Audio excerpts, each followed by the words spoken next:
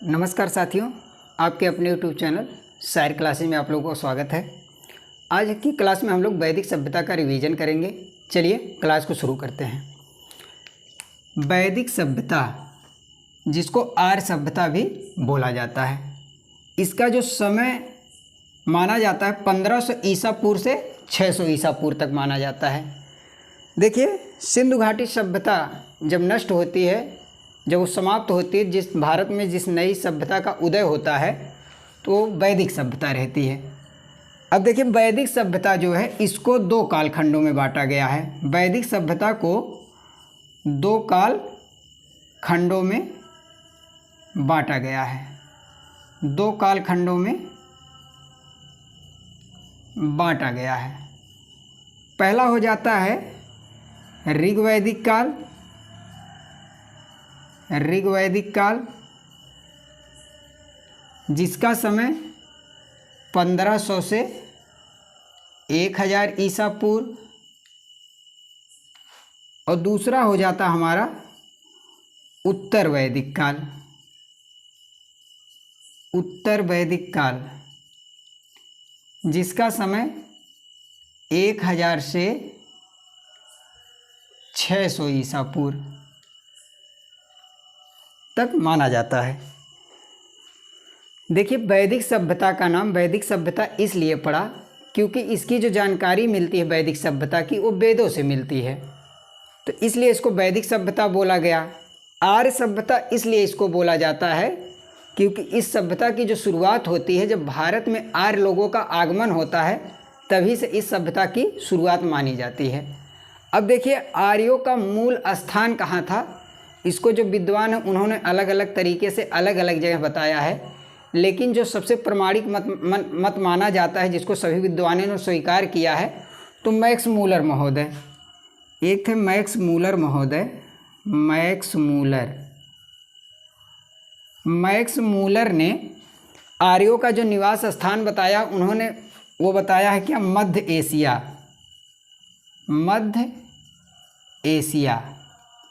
मध्य Asia में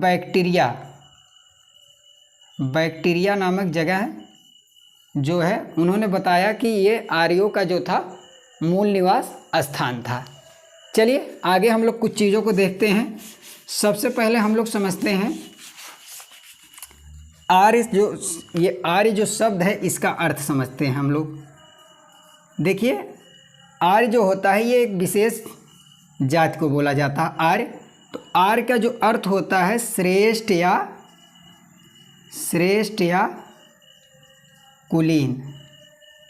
श्रेष्ठ या कुलीन, अच्छे गुणों वाला।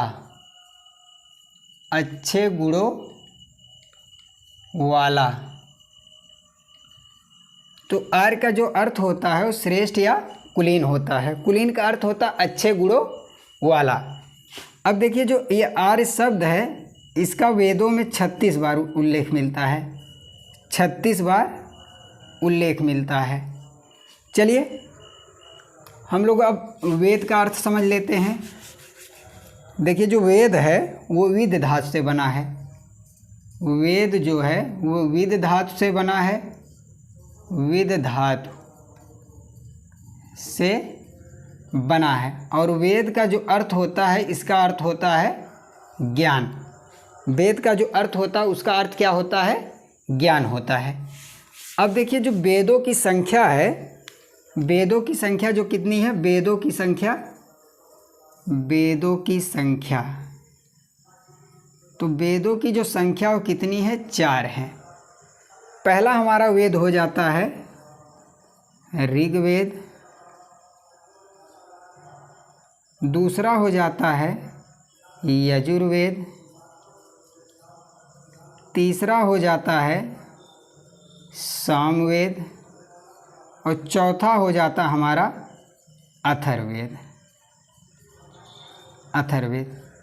सारे वेदों का अभी हम लोग आगे जो भी इन वेदों में एग्जाम के दृष्टि महत्वपूर्ण तथ्य, उनको हम लोग आगे देखेंगे। चलिए, जो इसके दो कालखंड थे, पहला कालखंड जो था ऋग्वैदिक काल।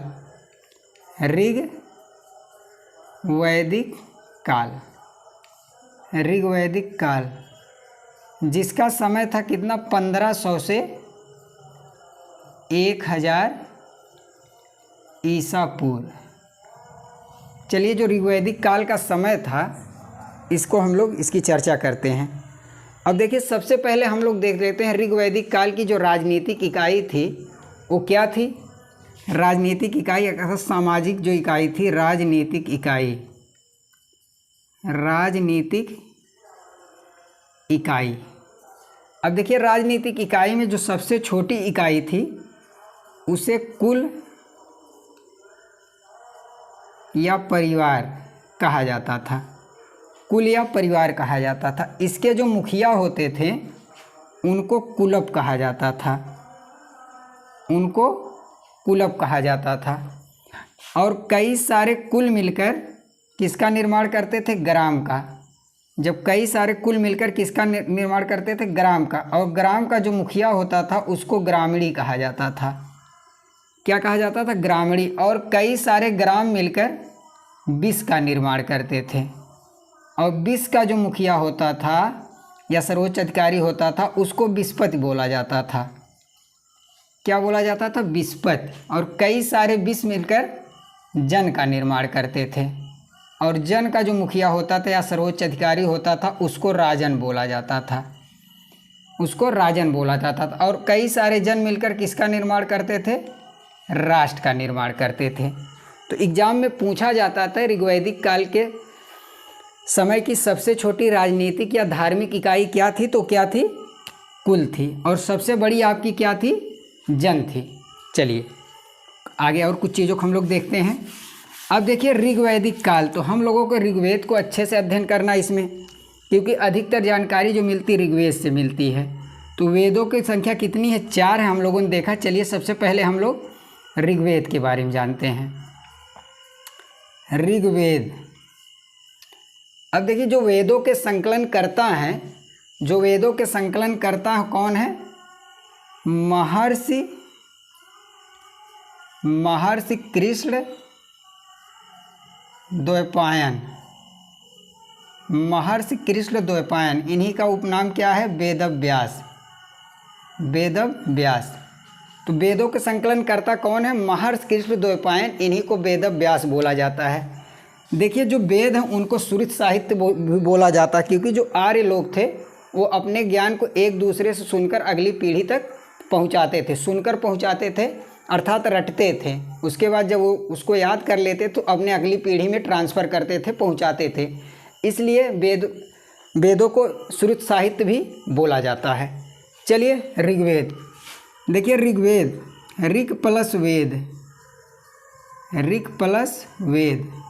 ऋग मतलब होता है मंत्र, वेद मतलब होता है ज्ञान। जिस वेद में मंत्रों का ज्ञान कराया जाए उसको ऋग्वेद बोला जाता है। अब देखिए, ऋग्वेद में जो है आपके 10 मंडल हैं, 10 मंडल हैं, 1028 सूक्त हैं, 1028 सूक्त हैं, 10,462, कहीं कहीं 10,600, कहीं कहीं 10,580 और कहीं कहीं लगभग आपको लिखा हुआ 11,000 मंत्र मिल जाएगा, लेकिन ये प्रमाणिक माना जाता है। 10,462 आपको मंत्र मिलेंगे। देखिए,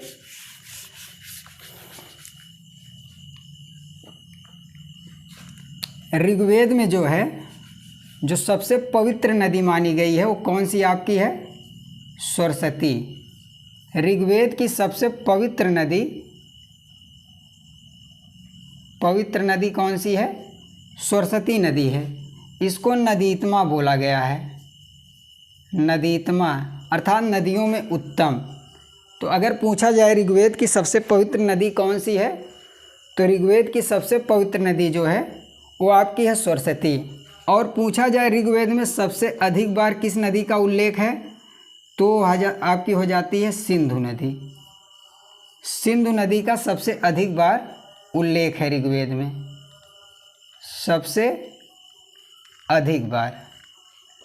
अब देखिए कभी कभी पूछ लेता है यमुना का उल्लेख ऋग्वेद में कितनी बार है, तो यमुना का 3 बार है और गंगा का 1 बार है। अब देखिए ऋग्वेद में सिर्फ अकेले ऋग्वेद में 25 नदियों का उल्लेख है और चारों वेदों को मिलाकर देखा जाए तो कुल 31 नदियों का उल्लेख मिलता है। चलिए आगे कुछ और चीज़ों को देख लेते हैं हम लोग। देखिए ऋग्वेद का जो उपवेद है, ऋग्वेद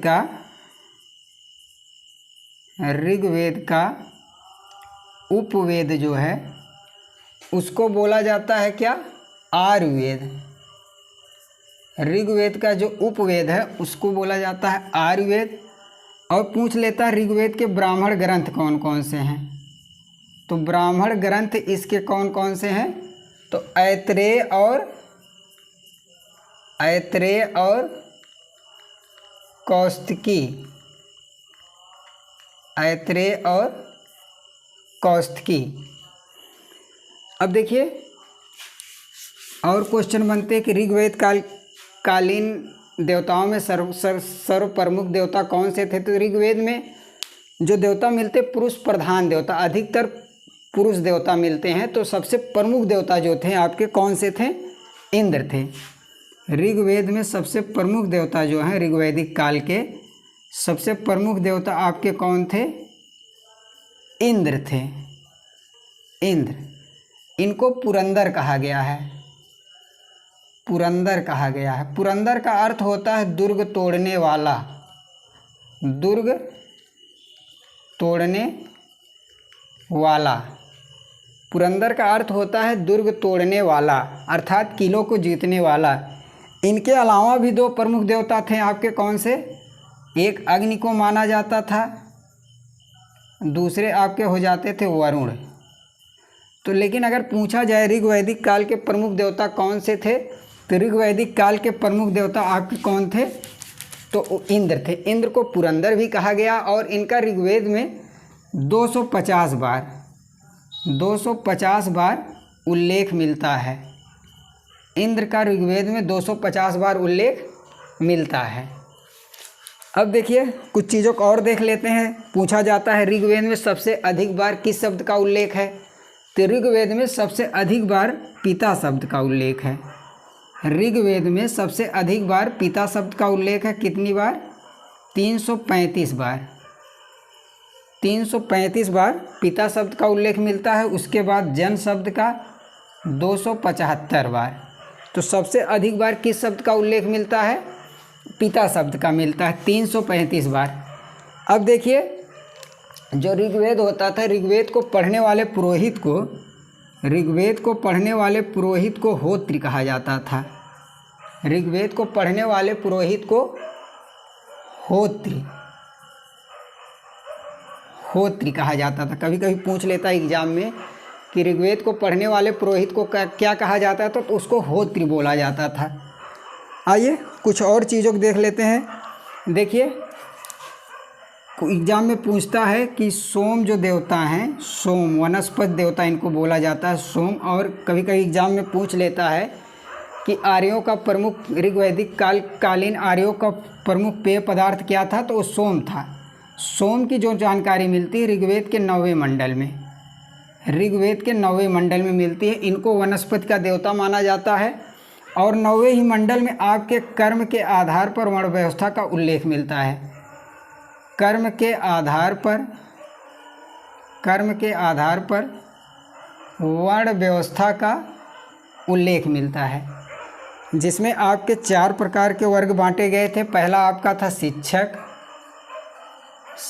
दूसरा था आपका रक्षक, तीसरा आपका था कर्मिक और चौथा आपका था क्या, श्रमिक। तो ऋग्वैदिक काल में जो ये सामाजिक व्यवस्था बटी थी, जो ये 4 प्रकार के वर्ग बांटे गए थे, तो ये कर्म के आधार पर बांटे गए थे। और इनका उल्लेख किस में मिलता है, 9वें मंडल में मिलता है। कभी कभी एग्जाम में पूछ लेता है ऋग्वेद में कौन से मंडल बाद में जोड़े गए, तो ऋग्वेद में जो पहला और 10वां मंडल है बाद में जोड़ा गया। पहला और 10वां मंडल, पहला और 10वां मंडल बाद में जोड़ा गया। ये क्या हुए? बाद में जोड़े गए। पहले और 10वें मंडल जो हैं ये कब जोड़े गए? बाद में जोड़े गए। आइए कुछ चीज़ों को और देखते हैं ऋग्वैदिक काल में। अब देखिए कुछ शब्द पूछ लेता है, जैसे ऋग्वेद में एक शब्द आता है अमाजू। बहुत बार पूछा गया है कि अमाजू शब्द का क्या अर्थ है। तो अमाजू किसे कहा जाता था? जो लड़कियां जीवन भर कुंवारी रहती थीं, जो लड़कियां जीवन भर कुंवारी रहती थीं, जो लड़कियां जीवन भर कुंवारी रहती थीं उनको अमाजू बोला जाता था। फिर एक शब्द आता है बलि। बलि आता है, तो बलि क्या होता था? राजा जो जनता से कर लेता था, राजा जो जनता से कर लेता था उसे बलि बोलते थे। एक शब्द और आता है, देखिए एक शब्द और आता है आपका अधन्या। अधन्या शब्द आता है। पूछा जाता अधन्या शब्द ऋग्वेद में किसके लिए प्रयोग किया गया है? तो अधन्या शब्द जो है गाय के लिए प्रयोग किया गया है। गाय के लिए प्रयोग किया गया है। सबसे पवित्र पशु गाय को मानते थे। अधन्या का अर्थ होता था वध ना करने योग्य। अधन्या का क्या अर्थ होता था? वध ना करने योग्य। देखिए तो पूछ लेता है, तो अधन्या किसके लिए शब्द लाया गया है? गाय के लिए लाया गया है। आइए कुछ चीज़ों को और देखते हैं हम लोग। अब देखिए ऋग्वेद में ही आपके दो प्रकार के विवाहों का उल्लेख मिलता है। एक आपका है अनुलोम, दूसरा आपका है प्रतिलोम। एक अनुलोम विवाह होता था, एक प्रतिलोम। इसमें जो होता था उच्च वर्ण का लड़का किसी निम्न वर्ण की लड़की के साथ शादी कर ले तो उसको अनुलोम विवाह बोला जाता था। प्रतिलोम विवाह में जो होता था, जो होती थी निम्न वर्ग की जो कन्या होती थी, अगर वो उच्च वर्ग के लड़के के साथ शादी कर ले तो उसको प्रतिलोम विवाह बोला जाता था। तो ऋग्वैदिक काल से संबंधित कुछ मुख्य चीज़ों को हम लोगों ने देखा। ठीक है, अब चलिए ऋग्वेद की जो चर्चा होगी आगे हम लोग देखते हैं यजुर्वेद। देखिए यजुर्वेद का अर्थ होता है यज्ञ। यजु का अर्थ होता है यज्ञ।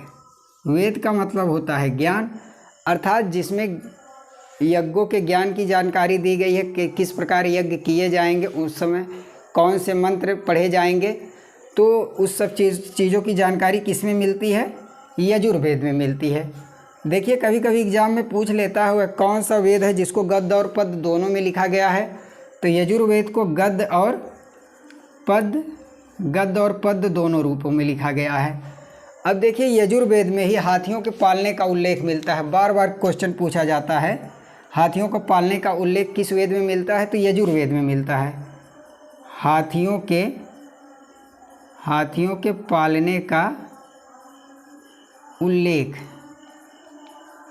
के पालने का उल्लेख यजुर्वेद में मिलता है। अब देखिए यजुर्वेद का जो उपवेद होता है वो धनुर्वेद है। कौन सा है? धनुर्वेद। अगर ब्राह्मण ग्रंथ पूछ ले तो शतपथ और तैत्तिरीय। ब्राह्मण ग्रंथ आपका क्या हो जाएगा? ब्राह्मण ग्रंथ हो जाएगा शतपथ और तैत्तिरीय। शतपथ और तैत्तिरीय। और इसको पढ़ने वाले पुरोहित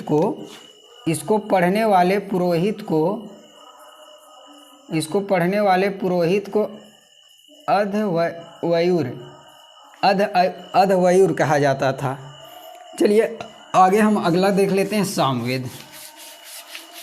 सामवेद जो आपका है, साम का अर्थ होता है गान। साम का अर्थ होता है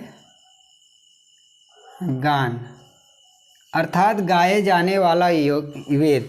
यज्ञों के समय कभी कभी कुछ मंत्र जो होते थे गाए जाते थे, तो उन सब मंत्रों की जानकारी सामवेद में मिलती है। और भारतीय संगीत का जो जनक माना जाता है ये सामवेद को ही माना जाता है। जो आपके 7 स्वर हैं सा, रे, गा, मा, पा, धा, नी, सा, रे, तो ये जो हैं आपके इनका जो उद्गम हुआ है तो आपके इसी सामवेद से हुआ है। अब ये देखिए सामवेद का जो उपवेद है, सामवेद का जो उपवेद है कौन सा है? गंधर्व वेद है। सामवेद का जो उपवेद है वह कौन सा है आपका? गंधर्व वेद है। और अगर इसका ब्राह्मण ग्रंथ पूछ ले, ब्राह्मण ग्रंथ जो है, ब्राह्मण ग्रंथ आपका हो जाएगा पंचविश और जैमिनी। कौन सा हो जाएगा? पंचविश और जैमिनी, पंचविश और जैमिनी। और इस सामवेद को पढ़ने वाले जो पुरोहित होते थे उनको जो है बोला जाता था उद्गाता। पढ़ने वाले पुरोहित को क्या बोला जाता था? उद्गाता, उद्गाता बोला जाता था। चलिए आगे हम लोग अथर्ववेद को पढ़ लेते हैं। अथर्ववेद जो चौथा हमारा वेद है, सबसे नवीन वेद जो है कौन सा है? अथर्ववेद। अथर्ववेद, अथर्ववेद, अथर्ववेद में जो आपके जादू, टोना, मंत्र, कर्मकांड सभी चीज़ों की जानकारी है। जादू, टोना, मंत्र, औषधि, कर्मकांड सभी चीज़ों की जानकारी आपके अथर्ववेद में मिलती है। अब देखिए काशी जो शब्द है आपका, काशी ये जो काशी नगरी है, काशी के सबसे पहले उल्लेख इसी अथर्ववेद में मिलता है। काशी का उल्लेख अथर्ववेद में ही मिलता है। और इसी में आपका मिलता है एक परीक्षित देवता मिलते हैं। ये परीक्षित जो रहते हैं इनको मृत्यलोक का देवता बताया गया है। मृत्यलोक का देवता, परीक्षित को मृत्यलोक का देवता बताया गया है।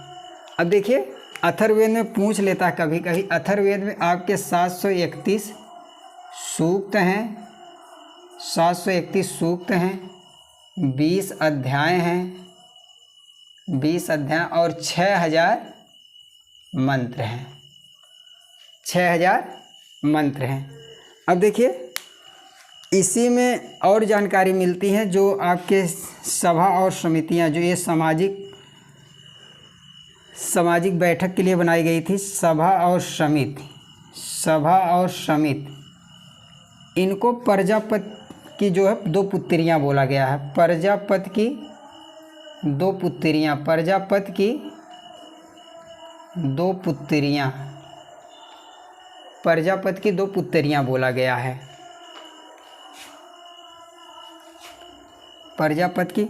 और पूछा जाए कि सबसे पुरानी जो सामाजिक बैठक के लिए बनाई गई समिति थी वो कौन सी? विधत थी। कौन थी? विधत सबसे पुरानी थी। चलिए आगे कुछ चीज़ों को और देख लेते हैं हम लोग।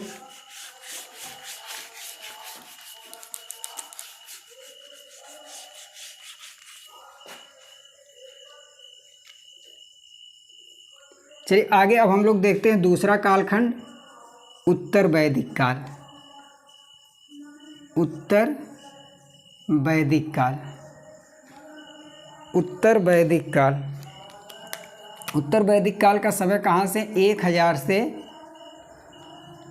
600 ईसा पूर्व, 1000 से 600 ईसा पूर्व। देखिए उत्तर वैदिक काल में क्या हुआ? उत्तर के वैदिक काल में आने पर बहुत सारी चीज़ों का परिवर्तन हुआ। जैसो जो सामाजिक व्यवस्था कर्म के आधार पर थी उसको जन्म के आधार पर लोगों ने कर दिया। फिर उसके बाद राजा का पद बड़ा महत्वपूर्ण हो गया और राजा का पद जो हुआ वंशानुगत हो गया। और इसमें जो है जो छोटे छोटे कबीले थे उनका बड़े बड़े में निर्माण होने लगा। चलिए और कुछ चीज़ों को हम लोग देख लेते हैं। अब देखिए राजा का पद क्या हो गया? राजा का पद बहुत महत्वपूर्ण और वंशानुगत हो गया, वंशानुगत हो गया, वंशानुगत हो गया। अब देखिए जो ऋग्वैदिक काल में जो कर्म के आधार पर विभाजित व्यवस्था थी, सामाजिक व्यवस्था, जिसका उल्लेख 9वें मंडल में था, तो इसमें एक नया मंडल जोड़ा जाता है, 10वां मंडल। 10वां मंडल, और 10वें मंडल में जो कर्म के आधार पर व्यवस्था थी सामाजिक, उसको जन्म के आधार पर कर दिया जाता है, जन्म के आधार पर, जन्म के आधार पर। और इसी 10वें मंडल में सबसे पहले एक शब्द आता है शूद्र। कौन सा? शूद्र आता है, शूद्र। और जो वहाँ पर आपके शिक्षक थे, रक्षक थे, कर्मिक थे, श्रमिक थे, उनको एक नया नाम ब्राह्मण, ब्राह्मण, क्षत्रिय, वैश्य और शूद्र, इनको जन्म के आधार पर बांटा गया। इनका उल्लेख 10वें मंडल पे मिलता है, और इसी 10वें मंडल में सबसे पहले यही शूद्र शब्द का उल्लेख मिलता है। अब देखिए ऋग्वैदिक काल में जो पशुओं के देवता थे पूषण, ऋग्वैदिक काल में पशुओं के देवता कौन थे? पूषण। पूषण ये ऋग्वैदिक काल में पशुओं के देवता थे। यही उत्तर वैदिक काल में पशु और शूद्र दोनों के देवता हो जाते हैं, पशु और शूद्र, पशु और शूद्र दोनों के देवता, दोनों के देवता कौन हो जाते हैं? पूषण, पूषण हो जाते हैं। चलिए आगे कुछ चीज़ों को और देख लेते हैं। देखिए उत्तर वैदिक काल में बहुत सारी कुप्रथाएं प्रचलित हो जाती हैं, जैसे नियोग प्रथा रहती है, आपकी सती प्रथा रहती है, बाल विवाह रहता है। तो नियोग प्रथा क्या रहती है? नियोग प्रथा जो रहती है, नियोग प्रथा, नियोग प्रथा जो रहती है, इसमें अगर किसी स्त्री का पति मर जाए तो उसकी शादी उसके देवर से करवा दी जाती थी, उसकी शादी उसके देवर से करवा दी जाती थी। इसको नियोग प्रथा बोला जाता था। सती प्रथा, सती प्रथा का भी उल्लेख मिलता है। सती प्रथा में जब किसी स्त्री का पति मर जाता था तो जब उसको जलाया जाता था तो उसके साथ उसकी पत्नी को भी जला दिया जाता था। फिर बाल विवाह भी इसी में प्रचलित थी। बाल विवाह, पुरुषों की बलि, पशु और पुरुषों की बलि, ये सारी कुप्रथाएं इसी में आपके प्रचलित थी। फिर यहीं पर देखिए आपके विवाहों का जो प्रकार रहता, 8 प्रकार के विवाह होने लगते हैं। विवाह के जो कितने प्रकार? 8 प्रकार के, 8 प्रकार के विवाह होते थे, 8 प्रकार के विवाह। 16 संस्कार होते थे, 16 संस्कार होते थे, 16 संस्कार होते थे। अब देखिए इसी 16 संस्कारों में एक संस्कार आपका था उपनयन। उपनयन पहला तो आप जान ही रहे हैं, पहला जो संस्कार था गर्भाधान था, गर्भाधान, और अंतिम आपका था जो अंत्येष्टि, अंत्येष्टि। इसी को अंत्येष्टि को ही दाह संस्कार भी कहा जाता है, दाह संस्कार, दाह संस्कार। ये उपनयन संस्कार जो था इसमें यज्ञोपवीत, जिसको जनेऊ बोला जाता है, यज्ञोपवीत जनेऊ धारण करते थे उपनयन संस्कार में। और यज्ञोपवीत, और ये जो उपनयन संस्कार होता था, ये तीनों जो वर्ण व्यवस्था थी, जो तीनों ऊपर के जो थे वर्ण आपके ब्राह्मण, ब्राह्मण, क्षत्रिय, वैश्य, ब्राह्मण, क्षत्रिय और वैश्य, इनका उपनयन संस्कार अलग अलग आयु में होता था। जैसे ब्राह्मण का 8 वर्ष की आयु में होता था, क्षत्रिय का 10 वर्ष की आयु में होता था, और वैश्य का 12 वर्ष की आयु में होता था। ब्राह्मण और ब्राह्मण कह रहे हैं, शूद्र और स्त्रियों का जो है उपनयन संस्कार नहीं होता था। चलिए आगे कुछ चीज़ों को और देख लेते हैं। देखिए इसी में आश्रम व्यवस्था, छांदोग्य जो उपनिषद है, छांदोग्य, छांदोग्य उपनिषद, इसमें जो है आश्रम की 3 प्रकार के आश्रम मिलते हैं, 3 आश्रमों का उल्लेख मिलता है। उल्लेख मिलता है। लेकिन जब आगे और आएंगे आप जवालो उपनिषद में, जवालो उपनिषद में 4 आश्रम मिलते हैं, 4 आश्रमों का उल्लेख मिलता है, जिसमें पहला रहता है ब्रह्मचर्य, दूसरा रहता है गृहस्थ, तीसरा रहता है वानप्रस्थ, चौथा रहता है सन्यास। ये 4 प्रकार के आश्रम रहते हैं। इसका समय जन्म से 25 वर्ष, इसका रहता है 25 से 50 वर्ष, इसका रहता है 50 से 75 वर्ष, और इसका रहता है 75 से 100 वर्ष। और इन चारों आश्रमों में सबसे महत्वपूर्ण जो माना जाता था गृहस्थ माना जाता था। सबसे महत्वपूर्ण गृहस्थ माना जाता था। गृहस्थ आश्रम को सबसे महत्वपूर्ण माना जाता था। चलिए आगे कुछ चीज़ों को और देखते हैं। अभी हम लोगों ने जैसे देखा कि 8 प्रकार के विवाह होते थे, जिसमें आपके 4 प्रशंसनीय विवाह थे, 4 समाज के अनुकूल नहीं थे। फिर उसके बाद 16 संस्कार हमने देखा। 16 संस्कार में उपनयन संस्कार जो होता था ब्राह्मण का 8 वर्ष में, क्षत्रिय का 10 वर्ष में, वैश्य का 12 वर्ष में, स्त्री और शूद्र का जो है उपनयन संस्कार नहीं होता। तो फिर हमने आश्रमों को देखा, 4 प्रकार के आश्रम, जैसे छांदोग्य में 3 प्रकार के आश्रमों को उल्लेख है। फिर लेकिन जवालो उपनिषद जब आप पढ़ते हैं, जवालो उपनिषद में 4 प्रकार के आश्रमों का उल्लेख मिलता है। चलिए जो कुछ छोटे पॉइंट हैं उनको भी देख लेते हैं। देखिए ऋग्वैदिक काल में एक पॉइंट दिमाग में नहीं आया, छूट गया। उसमें आता है कि तीसरे मंडल जो तीसरा मंडल है, तीसरे मंडल में आपका गायत्री मंत्र का उल्लेख मिलता है। गायत्री मंत्र का उल्लेख मिलता है।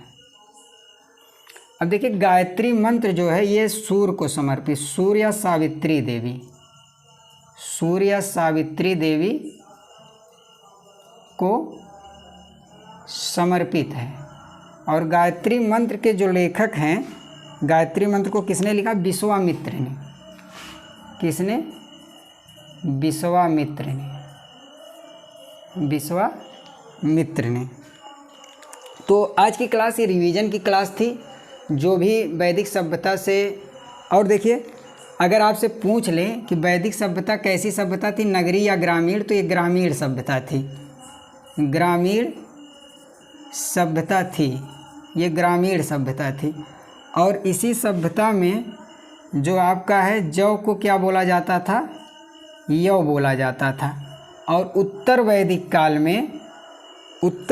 काल में आते आते ये लोग लोहे की खोज कर लेते हैं।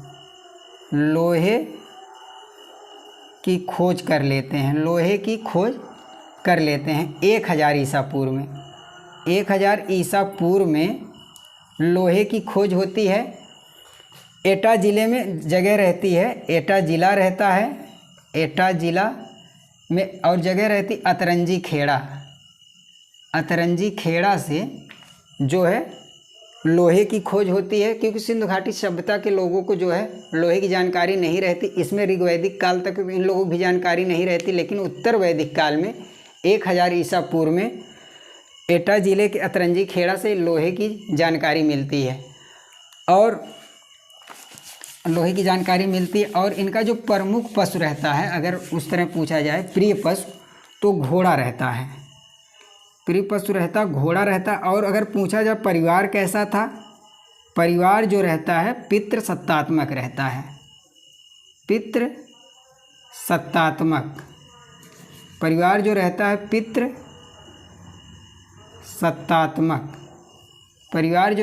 पितृसत्तात्मक रहता है। तो आज की क्लास में इतना ही साथियों, धन्यवाद।